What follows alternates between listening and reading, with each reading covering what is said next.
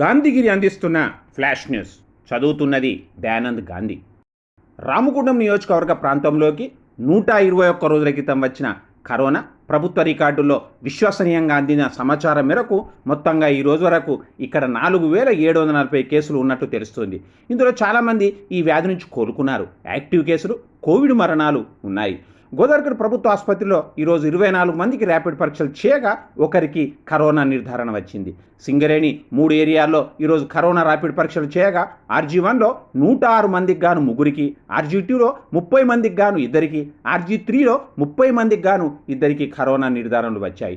ఇక ఇక్కడి ఆరోగ్య కేంద్రాల్లో ఈరోజు ర్యాపిడ్ పరీక్షలు జరపగా రామగుండం PSCలో 24 మందికి గాను 4కి, బసంతనగర్ PSCలో 33 మందికి గాను 8 మందికి కరోనా రాగా పుట్నూరు PSCలో 14 మందికి కరోనా ర్యాపిడ్ పరీక్షలు జరపగా ఎవరికి నిర్ధారణ రాలేదు.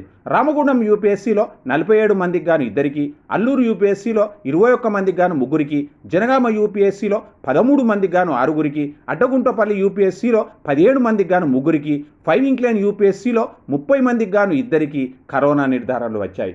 లక్ష్మీపురం UPSCలో 16 మందికి ర్యాపిడ్ పరీక్షలు చేయగా ఎవరికి కరోనా నిర్ధారణ రాలేదు. మొత్తంగా ఈరోజు స్థానికంగా 405 మందికి ర్యాపిడ్ పరీక్షలు జరపగా 36 మందికి కరోనా నిర్ధారణలు వచ్చాయి. కాగా గోదావరిఖని విఠల్ నగర్కు చెందిన ఓ వ్యక్తి కోవిడ్తో ఈరోజు ఉదయం కరీంనగర్లో చికిత్స పొందుతూ చనిపోయాడు. గోదావరిఖనిలోని రామగుండం నగరపాలక సంస్థ కార్యాలయం ముందు ఈరోజు మధ్యాహ్నం రోడ్డు ప్రమాదం జరిగింది. ఈ ప్రమాదంలో స్థానిక ఐబీ కాలనీకి చెందిన 60 సంవత్సరాల వయసున్న వెంగల కనకయ్య అనే సింగరేణి రిటైర్డ్ కార్మికుడు చనిపోయాడు.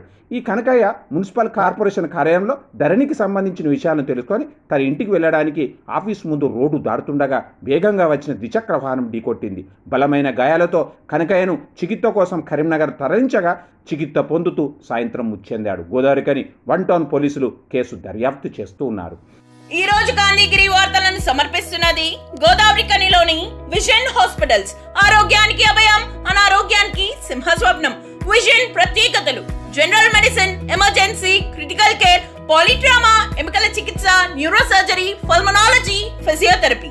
24 గంటల వైద్య సేవలు, అనుభవజ్ఞులైన వైద్యులచే తక్కువ ఖర్చుతో సరైన వైద్యం. Vision hospitals, Lakshminagar, Godavarikhani. సంప్రదించగలరు K విద్యాసాగర్. Phone number 7569969624.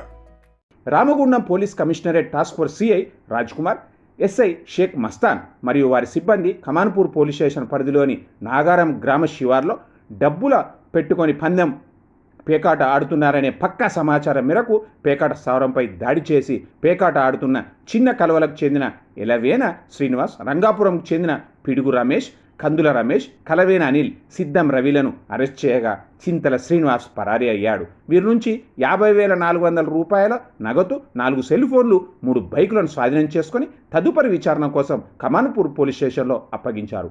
ఈ దాడిలో రామగుండం టాస్క్ ఫోర్స్ CI SIతో పాటు వారి సిబ్బంది చంద్రశేఖర్, మహేందర్, ప్రకాష్, మల్లేష్, సునీల్ ఉన్నారు.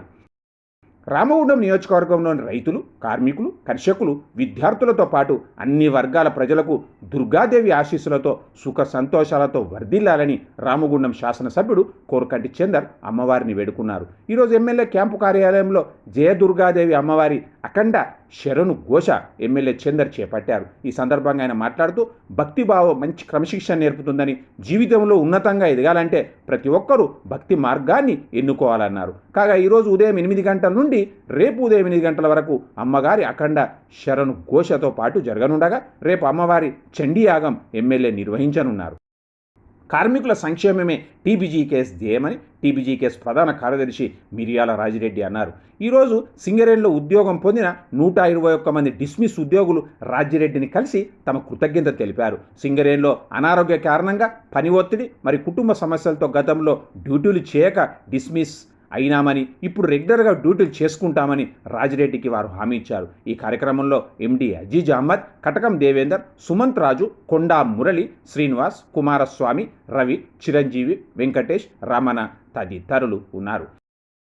ఈరోజు స్థానిక కళ్యాణ్ నగర్లోని ఉల్లిగడ్డల బజార్ ఏరియాలో సంబంధించిన passenger auto goods trolley drivers సర్వసభ్య సమావేశం జరిగింది. ఈ సందర్భంగా వారు సంఘానికి నూతన కమిటీని ఏకగ్రీవంగా ఎన్నుకున్నారు. గౌరవ అధ్యక్షులుగా కార్పొరేటర్ బాల రాజకుమార్, అలాగే అధ్యక్షునిగా గణవేణి గట్టయ్య, ప్రధాన కార్యదర్శిగా బన్ని సతీష్ కుమార్, ముఖ్య సలహాదారుగా కె వెంకటరమణ, కోశాధికారిగా ఐలేయలను సమావేశం ఎన్నుకుంది. కేంద్ర ప్రభుత్వం అనుసరిస్తున్న కార్మిక వ్యతిరేక విధానాలు నిరసిస్తూ ఈరోజు సాయంత్రం ఆర్జీవన్ కార్యాలయం ముందు జాతీయ కార్మిక సంఘాలు ధర్నా చేపట్టాయి. ఇందులో ఏఐటీసీ, సిఐటీసీ, ఐఎన్టీసీ, బిఎంఎస్ నాయకులు టి రాజారెడ్డి, పర్లపల్లి రవి, మెండ శ్రీనివాస్ తదితరులు ఉన్నారు. ఇంతటితో గాంధీగిరి ఫ్లాష్ న్యూస్ సమాప్తం. నమస్కారం.